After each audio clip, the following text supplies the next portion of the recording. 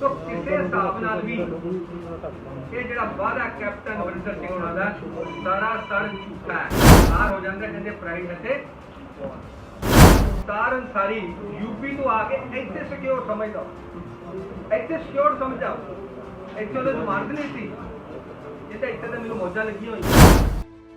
सूबे भर 'ਚ ਭਾਰਤੀ ਜਨਤਾ ਪਾਰਟੀ ਦੇ ਹੋ ਰਹੇ ਭਾਰੀ ਵਿਰੋਧ ਦੇ ਵਿੱਚ ਅੱਜ ਭਾਜਪਾ ਦੇ ਸੀਨੀਅਰ ਆਗੂ ਮਨੋਰੰਜਨ ਕਾਲੀਆ ਵੱਲੋਂ ਲੁਧਿਆਣਾ 'ਚ ਇੱਕ ਪ੍ਰੈਸ ਕਾਨਫਰੰਸ ਕੀਤੀ ਗਈ, ਜਿਸ ਵਿੱਚ ਮਨੋਰੰਜਨ ਕਾਲੀਆ ਨੇ ਪੰਜਾਬ ਦੀ ਕੈਪਟਨ ਸਰਕਾਰ ਤੇ ਜੰਮ ਕੇ ਹਮਲਾ ਕੀਤਾ। ਉਹਨਾਂ ਨੇ ਆਪਣੇ ਸੰਬੋਧਨ ਦੌਰਾਨ ਕਿਹਾ ਕਿ ਇੱਕ ਪਾਸੇ ਤਾਂ ਕੈਪਟਨ ਅਮਰਿੰਦਰ ਸਿੰਘ ਪੰਜਾਬ ਦੀ ਜਨਤਾ ਨੂੰ 85% ਵਾਅਦੇ ਪੂਰੇ ਹੋਣ ਦਾ ਦਾਅਵਾ ਕਰ ਰਹੇ ਹਨ, ਪਰੰਤੂ ਉਸ ਦੀ ਜ਼ਮੀਨੀ ਹਕੀਕਤ ਕੁਝ ਹੋਰ ਹੀ ਬਿਆਨ ਕਰਦੀ ਹੈ। ਮਨੋਰੰਜਨ ਕਾਲੀਆ ਨੇ ਕਿਹਾ ਕਿ ਪੰਜਾਬ ਸਰਕਾਰ ਨੇ ਸੱਤਾ 'ਚ ਆਉਣ ਤੋਂ ਪਹਿਲਾਂ ਪੰਜਾਬ ਦੀ ਜਨਤਾ ਦੇ ਨਾਲ ਕਈ ਵਾਅਦੇ ਕੀਤੇ ਸਨ, ਪਰੰਤੂ ਅਫਸੋਸ ਹਾਲੇ ਤੱਕ ਪੂਰਾ ਇੱਕ ਵੀ ਨਹੀਂ ਕੀਤਾ। ਉਹਨਾਂ ਨੇ ਕਿਹਾ ਕਿ ਕੈਪਟਨ ਸਰਕਾਰ ਨੇ ਸੱਤਾ 'ਚ ਆਉਣ ਤੋਂ ਪਹਿਲਾਂ ਕਿਸਾਨਾਂ ਦਾ ਸਾਰਾ ਕਰਜ਼ਾ ਮਾਫ ਅਤੇ ਬਿਜਲੀ ਸਸਤੀ ਕਰਨ ਦਾ ਵੀ ਦਾਅਵਾ ਕੀਤਾ ਸੀ, ਪਰੰਤੂ ਹਾਲੇ ਤੱਕ ਉਹ ਵੀ ਪੂਰਾ ਨਹੀਂ ਕੀਤਾ ਗਿਆ। ਇਸ ਤੋਂ ਇਲਾਵਾ ਹੋਰ ਕੀ ਕੁਝ ਕਹਿਣਾ ਅਤੇ ਕਿਹੜੇ ਮੁੱਦੇ ਤੇ ਕੈਪਟਨ ਸਰਕਾਰ ਨੂੰ ਮਨੋਰੰਜਨ ਕਾਲੀਆ ਵੱਲੋਂ ਘੇਰਿਆ ਗਿਆ, ਆਓ ਤੁਹਾਨੂੰ ਸੁਣਾਉਂਦੇ ਹਾਂ।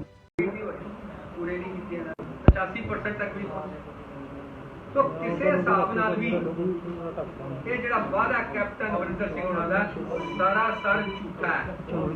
झूठ बोलिया ते 85% वादे पूरे किए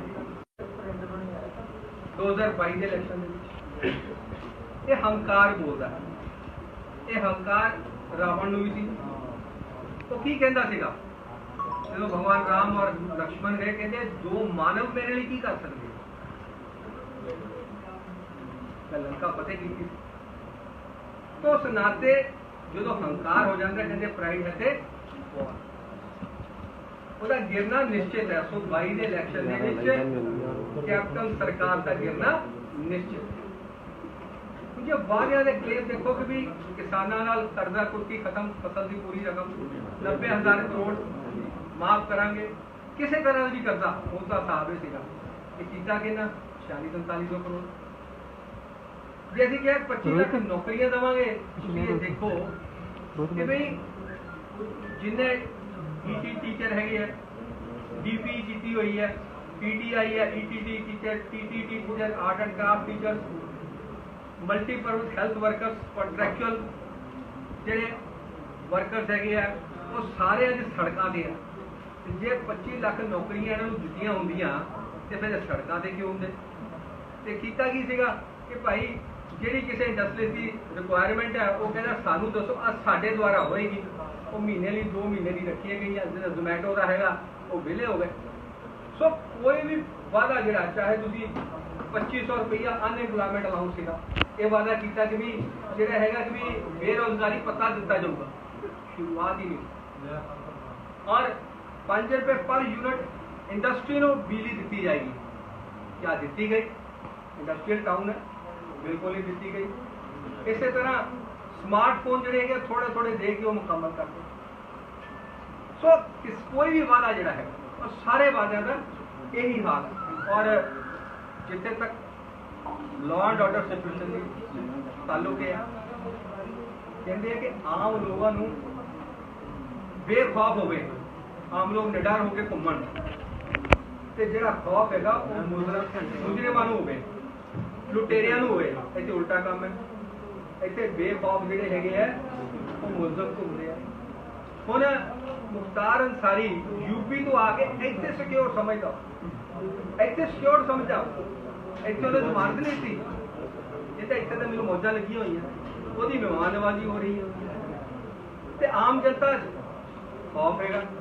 ਔਰ ਤੁਸੀਂ ਇਹ ਦੇਖੋ ਕਿ ਇੰਨਾ ਹੀ ਨਹੀਂ ਹੈ ਕਿ ਇਲੈਕਟਿਡ ਰਿਪਰੈਜ਼ੈਂਟੇਟਿਵ ਨੂੰ ਜਿਹੜਾ ਹੈ ਤੁਸੀਂ ਪੁਲਿਸ ਦੀ ਪ੍ਰੈਜ਼ੈਂਸ ਦੇ ਵਿੱਚ ਕ੍ਰੈਸ਼ਿੰਗ ਹੋਵੇ, ਕੱਪੜੇ ਫਾੜ ਦਿੱਤੇ ਜਾਣ, ਇਸ ਤੋਂ ਵੱਡੀ ਕੀ ਗੱਲ ਹੈ?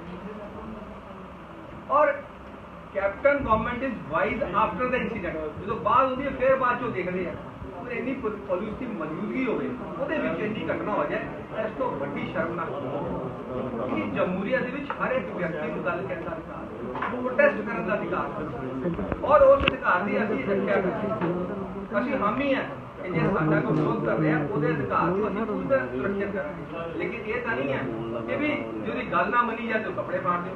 ਹੁਣ ਕੈਪਟਨ ਸਾਹਿਬ ਨੇ ਕਈ ਗੱਲਾਂ ਨਹੀਂ ਮੰਨੀਆਂ ਤੇ ਕਿਹਾ ਉਹਦੇ ਨਾਲ ਇਹ ਜਿਹੜਾ ਹੈਗਾ ਕਿ ਇਸ ਤਰ੍ਹਾਂ ਜਿਹੜਾ ਹੈਗਾ ਬਿਹੇਵ ਕਰੇ ਕਿ ਵੀ ਕਿਸੇ ਪਬਲਿਕ ਰਿਪਰੈਜ਼ੈਂਟੇਟਿਵ ਹਾਲਾਤ ਕੀ ਹੈ, ਕਿੱਥੇ ਤੱਕ ਇਹ ਕਾਨੂੰਨ ਵਿਵਸਥਾ ਚਲੀ ਗਈ ਹੈ। ਔਰ ਤੁਸੀਂ ਇਹ ਦੇਖੋ ਗੁਟਕਾ ਸਾਹਿਬ ਹੱਥ ਚੁੱਕ ਕੇ ਗੁਟਕਾ ਸਾਹਿਬ ਫੜ ਕੇ ਹੁਣ ਅਖੀਰਲੇ ਸਾਲ ਦੇ ਵਿੱਚ ਤੁਸੀਂ ਖਬਰਾਂ ਦੇਖਦੇ ਹੋ ਕਿ ਵੀ ਡਰੱਗਸ ਇੱਥੋਂ ਫੜੀਆਂ ਗਈਆਂ, ਇੱਥੋਂ ਨਸ਼ਾ ਫੜਿਆ ਗਿਆ, ਇੱਥੋਂ ਨਸ਼ਾ ਫੜਿਆ ਗਿਆ। 5ਵੇਂ ਸਾਲ 4 ਸਾਲ ਕੀ ਕੀਤਾ ਇਹਨਾਂ ਨੇ, 4 ਸਾਲਾਂ ਦੇ ਵਿੱਚ ਇਲੀਗਲ ਡਿਸਟਿਲਰੀਜ਼ ਲਾਈਆਂ ਔਰ ਉਹਦੇ ਵਿੱਚ ਐਮਐਲਏ ਦਾ ਨਾਮ ਮਦਨ ਜਲਾਲਪੁਰ ਹੈ, ਗੁਰਪ੍ਰੀਤ ਸਿੰਘ ਕੋਹਲੀ ਦਾ ਨਾਮ ਆਉਂਦਾ। ਫਿਰ ਪੂਰੇ ਲੇਕਰ 129 ਬੰਦੇ ਮਾਰੇ ਗਏ। ਸਵਾਲ ਇਸ ਗੱਲ ਦਾ ਕਿ ਉਹਨਾਂ ਦੇ ਖਿਲਾਫ ਇਨਕੁਆਇਰੀ ਸ਼ੁਰੂ ਕੀਤੀ ਸੀਗੀ ਕਿ ਵੀ ਇਲੀਗਲ ਡਿਸਟਿਲਰੀਆਂ ਨਿਕਲੀਆਂ, ਲੇਕਿਨ ਉਹ ਸਾਰੀਆਂ ਬ੍ਰਸ਼ ਸਾਈਡ ਕਰੇ।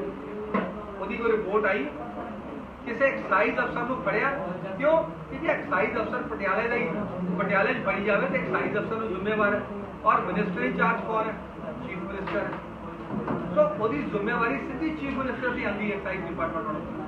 ਤੇ ਕਿਆ ਕੋਈ ਜ਼ਿੰਮੇਦਾਰ ਅਫਸਰ ਜਿਹੜਾ ਜਾਂ ਤਾਂ ਉਹ ਨਲਾਇਕ ਆ ਸਾਰੇ ਲੱਗੇ ਹੋਏ ਜਾਂ ਮੈਨੂੰ ਪਤਾ ਨਹੀਂ, ਦੋ ਚੀਜ਼ਾਂ ਹੋ ਸਕਦੀਆਂ, ਲੇਕਿਨ ਉਹਦੀ ਕੋਈ ਰਿਪੋਰਟ ਨਹੀਂ ਆਈ।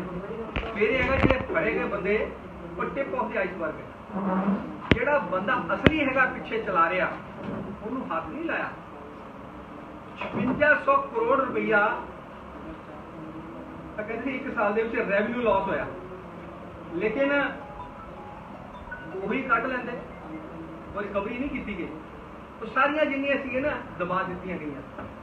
ਤੇ ਹੁਣ ਕੀ ਹੈ, ਹੁਣ ਇਹ ਹੈਗਾ ਕਿ ਵੀ ਟੈਕਸ ਕਰਦਾ। ਹੁਣ ਇੱਕ ਟੈਕਸ ਜਿਹੜਾ ਹੈਗਾ ਕਿ ਪੰਜਾਬ ਸਟੇਟ ਡਿਵੈਲਪਮੈਂਟ ਟੈਕਸ ਵਪਾਰੀ ਭਰਾਵਾਂ ਤੇ ਪ੍ਰੋਫੈਸ਼ਨਲ ਤੇ ਲਗਾਇਆ ਤੇ 200 ਰੁਪਈਆ ਪਰ ਮੰਥ ਦੇਣਾ। ਕਦੋਂ ਤੋਂ ਦੇਣਾ? 18 ਤੋਂ ਦੇਣਾ। ਤੇ ਇੰਨੇ ਸਾਲ ਰਿਕਵਰੀ ਕਿਉਂ ਨਹੀਂ ਕੀਤੀ ਗਈ? ਪ੍ਰਸ਼ਨ ਇਹ ਵੀ ਉੱਠਦਾ ਜੇ ਤੁਹਾਡਾ ਟੈਕਸ ਲੱਗਾ ਹੋਇਆ ਸੀਗਾ ਤੇ ਕਿਉਂ ਨਹੀਂ ਤੁਸੀਂ ਸਖਤੀ ਵਿਖਾਈ ਗਈ? ਹੁਣ ਕਿਉਂ ਦਿਖਾ ਰਹੇ ਹੋ? ਤੇ 2% ਇੰਟਰਸਟ ਨਾਲ ਲਿੱਤਾ ਜਾਊਗਾ। ਇਹ ਜਿਹੜਾ ਟੈਕਸ ਹੈਗਾ ਨਾ ਪੰਜਾਬ ਸਟੇਟ ਡਿਵੈਲਪਮੈਂਟ ਟੈਕਸ, ਇਹ ਕਾਲੀ ਬੀਜੇਪੀ ਸਰਕਾਰ ਦੀ ਬਿਊਰੋਕ੍ਰੈਟਿਕ ਪ੍ਰਪੋਜ਼ਲ ਸੀ। ਉਹਨੂੰ ਪ੍ਰੋਫੈਸ਼ਨਲ ਟੈਕਸ ਕਹਿੰਦੇ ਸੀ। ਮੈਂ ਬਤੌਰ ਪਾਰਟੀ ਲੀਡਰ ਬੀਜੇਪੀ ਦੇ ਲੈਜਿਸਲੇਟਿਵ ਲੀਡਰ ਸੀ, ਮੈਂ ਫੁੱਟ ਡਾਊਨ ਕੀਤਾ ਸੀ, ਲੱਗਾ ਨਹੀਂ ਦਿੱਤਾ। ਅਸੀਂ ਨਹੀਂ ਲੱਗਣ ਦਿੱਤਾ ਕਿ ਬੋਝ ਪੈਂਦਾ। ਅਸੀਂ ਉਦੋਂ ਪ੍ਰੋਟੈਸਟ ਕੀਤਾ ਕਿ ਵੀ ਇਸ ਲਈ ਕਿ ਵੀ ਬਿਜਲੀ ਦੀਆਂ ਦਰਾਂ ਵੀ ਨਹੀਂ ਵਧਣੀਆਂ ਚਾਹੀਦੀਆਂ, ਉਹਦਾ ਭਾਰ ਜਿਹੜਾ ਸੀ ਕਿਸਾਨੀ ਦੇ ਉੱਤੇ ਮਾਫ ਕੀਤਾ ਹੈ ਬਿਜਲੀ ਦਾ, ਉਹਦਾ ਭਾਰ ਨਹੀਂ ਪੈਣਾ ਚਾਹੀਦਾ, ਉਹ ਵੀ ਨਹੀਂ ਪੈਣ ਦਿੱਤਾ। ਉਹਨੂੰ ਯਾਦ ਹੋਣਾ। ਲੇਕਿਨ ਅੱਜ ਹਾਲਾਤ ਕੀ ਹੈ? ਅੱਜ ਹਾਲਾਤ ਹੈ ਕਿ ਵੀ ਬਿਜਲੀ ਦੇ ਰੇਟ ਜਿਹੜੇ ਹੈਗੇ ਚੁੱਪ ਕਰਕੇ ਲੇਟੈਂਟਲੀ ਵਧਾ ਦਿੱਤੇ। ਇੱਥੇ ਹੀ ਬਸ ਨਹੀਂ ਹੈ।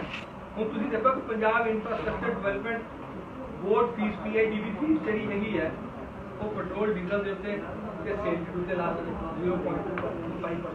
ਪਹਿਲਾਂ ਹੀ ਵਧਾਇਆ ਹੈ, 15% ਪਹਿਲਾਂ ਹੀ ਵਧਾਈ ਹੈ ਸੇਲ ਡਿਊਟੀ ਤੇ। ਤਾਂ ਪਰ ਇਹ ਸਾਰਾ ਜਿੰਨਾ ਹੈਗਾ ਬੋਝ ਆਮ ਜਨਤਾ ਤੇ ਪਾ ਰਿਹਾ। ਤੇ ਜਿਹੜੀ ਰਾਜ ਦੇ ਵਿੱਚ ਇਲੀਗਲ ਡਿਸਟਿਲਰੀ 'ਚ ਲੂਟ ਹੋਈ ਹੈ ਉਹਦੇ ਬਾਰੇ ਕੋਈ ਜ਼ਿਕਰ ਨਹੀਂ। ਇਲੀਗਲ ਮਾਈਨਿੰਗ ਦੀ ਸੀਗੀ, ਕੈਪਟਨ ਸਾਹਿਬ ਨੇ ਖੁਦ ਪਿੱਛੇ ਮਿਨਿਸਟਰ ਦਾ ਕਿਹਾ ਹੋਇਆ ਕਿ ਵੀ ਉਹ ਤਾਂ ਇੰਪਲੀਮੈਂਟ ਹੁੰਦਾ ਹੀ ਹੈ ਨਾ, ਲੇਕਿਨ ਮਾਈਨਿੰਗ ਦੇਖ ਕੇ ਫਿਰ ਅਸੀਂ ਮਾਈਨਿੰਗ ਪਾਲਿਸੀ ਲੈ ਕੇ ਆਵਾਂਗੇ, ਨਹੀਂ ਲੈ ਕਿਉਂ?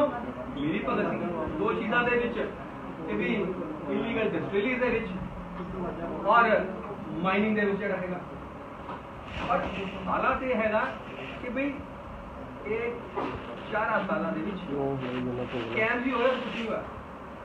ਜੇ ਆਪਾਂ ਦੇਖੀਏ ਇਲੀਗਲ ਮਾਈਨਿੰਗ ਦਾ ਸੀਗਾ, ਰੈਵਨਿਊ ਸਕੈਮ ਹੋਇਆ, SC ਸਕਾਲਰਸ਼ਿਪ ਦੇ ਵਿੱਚ ਕਿਰਪਾ ਸ਼ੰਕਰ ਸਰੋਜ ਨੇ ਕਿਹਾ, ਉਹਦੇ ਪ੍ਰਿੰਸੀਪਲ ਸੈਕਟਰੀ ਕਿ ਵੀ ਇਹਦੇ ਵਿੱਚ ਮਿਨਿਸਟਰੀ ਇੰਚਾਰਜ ਜਿਹੜਾ ਹੈਗਾ ਉਹ ਇਨਵੋਲਡ ਹੈ ਧਰਮ ਤੋਂ, ਲੇਕਿਨ ਕੋਈ ਕਾਰਵਾਈ ਨਹੀਂ ਕੀਤੀ।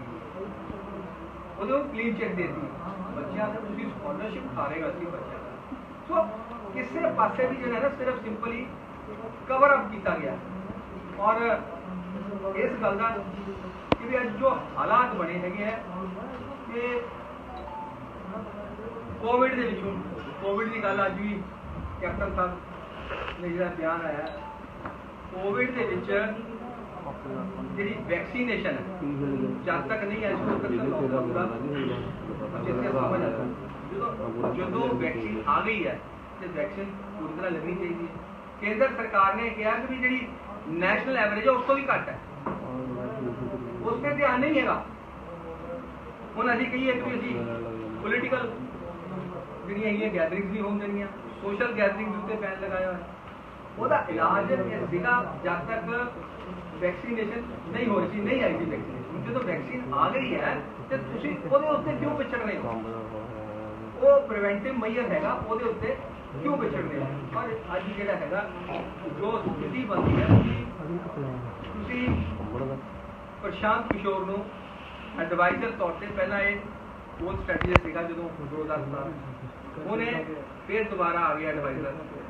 ਅੱਗੇ ਵੀ ਝੂਠੇ ਵਾਅਦੇ ਲਾਏ ਸੀਗੇ ਤੇ ਹੁਣ ਵੀ ਝੂਠੇ ਵਾਅਦੇ ਜਿਹੜੇ ਹੈਗੇ ਆ ਉਹਨੇ ਕਰਨੇ ਸੀ, ਲੇਕਿਨ